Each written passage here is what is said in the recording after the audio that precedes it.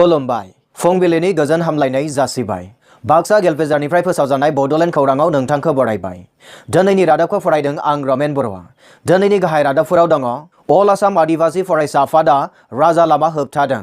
तामुलपुर कसुबारियाव तामुलपुर दखरा बर' फरायसा आफाद आरो तामुलपुर जिल्ला ट्राइबेल संघआ जथायै दा constitution schedule tribes order amendment bill 2019 सावनाय हाबाफारि लादों कार्बी आंलंनि धरमपुर गामिनि रायजो राजाफोरा मागो दमासि फालिदों सिमन सापरियाव मोसौ लाबोनाय गारिनि जाब्रबथाय रौता दखरानि मावख'आव गोजाम गोदान बिबानगिरिफोरजों मागो दमासिनि खुंनायनि थाखाय लाहार फाहार बाक्सा सालबारियाव सिसिट'आ constitution schedule tribes order amendment bill 2019 pass खालामनायखौ हेंथा खालामदों जुनाइनि गोजौफुर गामिनि गामियारिफोरा मागोनि दमासिनि समाव बेलागुर सावनो लाहार फाहार खालामदों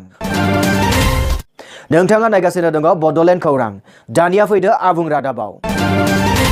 थांनाय 14 जानुवारियाव अल आसाम आदिवासी फरायसा आफादा राजा लामा होबथादों चिरां जिल्लानि सिङाव थानाय सानजा सामथाइबारि खाथिनि 31 नं राजा लामायाव हरखाब एसटि मोननांगौ दाबिजों अल आसाम आदिवासी फरायसा आफादा राजा लामा होबथादों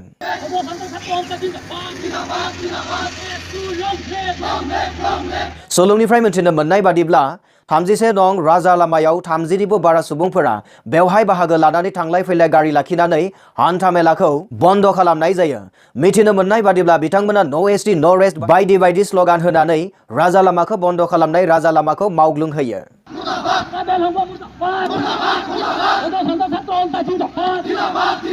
बे रादाबखौ जोंनिसिम दैथायहरदों रुपहैनिफ्राय मनिल दैमारी बिथाङा नोंथाङा नायगासिनो दङ बड'लेण्ड खौरां तामुलपुर कसुबारियाव तामुलपुर दखरा बर' फरायसा आफाद आरो तामुलपुर जिल्ला ट्राइबेल संघआ जथायै दा constitution schedule tribes order amendment bill 2019 सावनाय हाबाफारि लादों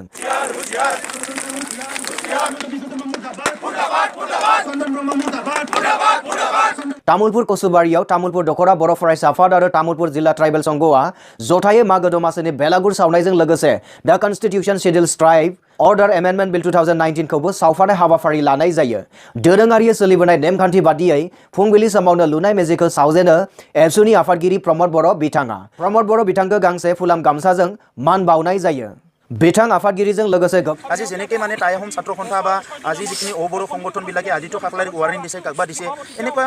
মানে ফিজিকেল ৱাৰ্ণিঙত চাই একো নাই আমিতো কোৱা নাই আমি তেখেতসকলৰ জনগোষ্ঠীয় সংগঠনবিলাকক আমি কোনো টাৰ্গেট কৰা নাই আমি টাৰ্গেট কৰিছোঁ গভৰ্ণমেণ্টক আজি গভৰ্ণমেণ্টে সকলো সীমা চেৰাই সংবিধানৰ জেওৰা ভাঙি পেলাই লিমিটেশ্যন ক্ৰছ কৰি পেলাই বৃহত্তৰ জনগোষ্ঠীবিলাকক যিসকলে নেকি নিজৰ কেৰেক্টাৰিষ্টিক্স ফুলফিল নকৰে সেই সকলোকে আজি এছটি কৰিব বিচাৰিছে আপোনালোকে চাওক তেখেতসকলৰ এটাই মাত্ৰ পাঁচটাৰ ভিতৰত এটাই কেৰেক্টাৰিষ্টিক্স আছে যিটো নেকি ইকনমিক বেকৱাৰ্ডনেছ সেইটো সব নহয় गोबां रायजो राजाफोरा हाबाफारियाव बाहागो लाफैनाय नुनो मोननाय जायो गोबाङै हेंथा होजानाय बिलनि हेंथायै एबसुनि आफादगिरि प्रमद बर' बिथाङा बिबुंथि लाखियो বাকীখিনি যিটো কেৰেক্টাৰিষ্টিক এছটি হ'বলৈ লাগে সেইখিনি তেখেতসকলে ফুলফিল নকৰে গতিকে ইমান দিনে আৰ জি আই ৰিটাৰ্ণ কৰিলে ইমান দিনে আৰ জি আই ৰিজেক্ট কৰিলে ট্ৰাইবেল কমিশ্যনে সেইটো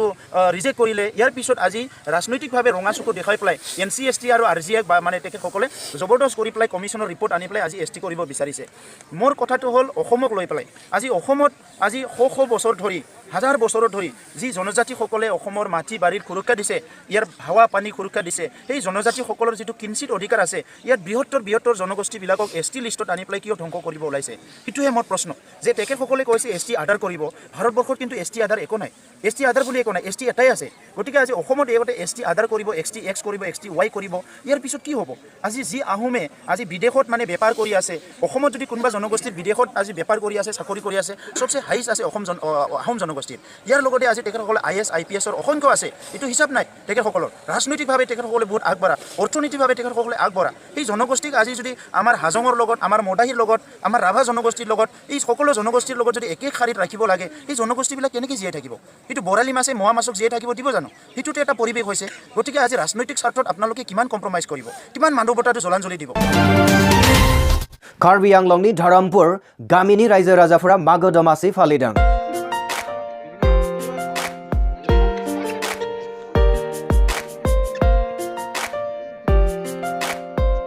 आसाम नाङैनो फालिनाय बायदि कार्बी आंलं जिल्लानि धरमपुर गामिनि रायजो राजाफोरा फुंबिलि समावनो आलारि बाथि सावनानै फिरफिला बिरहोयो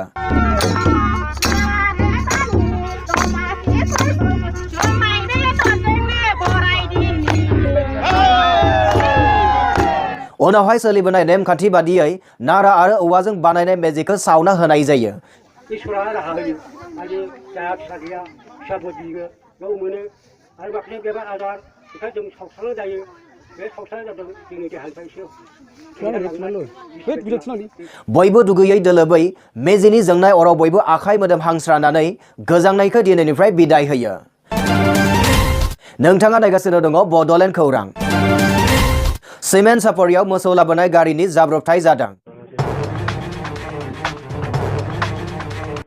मैया मंगलबारनि फुंनि 6 रिंगायाव जनाइनिफ्राय मोसौ लाबोनाय टाटा मबाइल गारिया सिमेन्ट सापरि हसं तिनिआलि सकआव जाब्रबथाय जायो।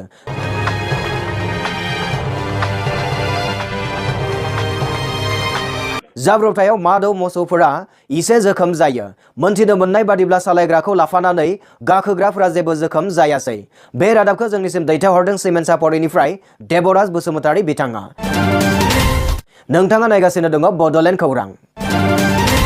मोनसे समनि बोखावजायै Lakhimpur district committee all Assam tribal women welfare federation सुंद'यै आथोबनि आफादगिरि समेश्वरी वारिया बे बुहुमाव गैलिया। थांनाय 13 जानुवारि खालाराव आयुर्चन्द्र हस्पिटाल गुवाहाटीआव प्रेसार स्ट्रकनि थाखाय समेश्वरी वारिया जोबथा हां बोयो। मोनथिनो मोननाय बादिब्ला थैनाय समसिम बिथांनि बैसोआ 66 बोसोरमोन। थैनाय समाव गावनि फिसाय 4 फिसाज्ला आरो 2 फिसाजोजों लोगोसे 4 बिहामजो आरो 2 बिजामादैखौ बे बुहुमाव गालाङो होनना मिथिनो मोननाय जादों। रायजो राजाफोरा फोरमायनाय बादिब्ला रुंसारि बिथाङा सासे बयखौबो हेफाजाब होग्रा गोग्गो आखल आखु गोनां आरो सांग्रां मावथि सुबुंमोन। बिथां रुंसारिया सुबुंफोरनि थाखाय रोखोमसे सम्पदमोन। बे रादाबखौ जोंनिसिम दैथायहरदों सिमेन्ट सापरि धेमाजिनि 2 नं लखलुं बर' गामिनिफ्राय महत बसुमतारी बिथाङा।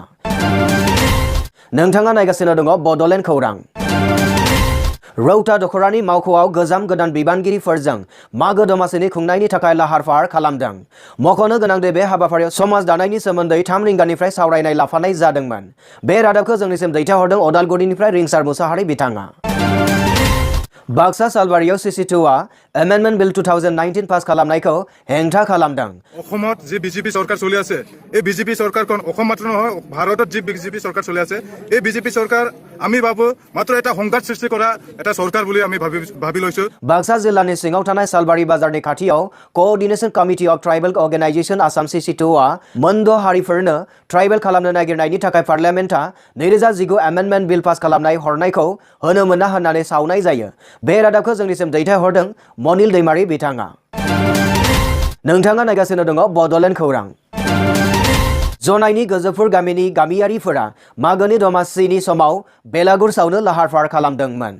आसाम नाङैनो लाहार फाहार खालामनाय बै मागो दमासिनि गाहाम हामलायनाय जासिहरदों बयनोबो जनाइनिफ्राय सीमा मुसाहारि बिथाङा। आबौ आबैमोननिफ्रायनो सोलिबोबाय थानाय बर'नि फिथा देनाय नेमखान्थिजों देग्लायनि मागो दमासिखौ बरायनो लानाय नुनो मोननाय जादों। बे रादाबखौ जोंनिसिम दैथायहरदों जनाइनिफ्राय बिश्वमित्र मुसाहारि बिथाङा।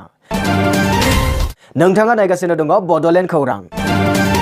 नोंथाङा नायगासिनो दङ बड'लेण्ड खौरां। बेजों लोगोसे दिनैनि रादाबाबो एसेनोसै। गोजोन्थों।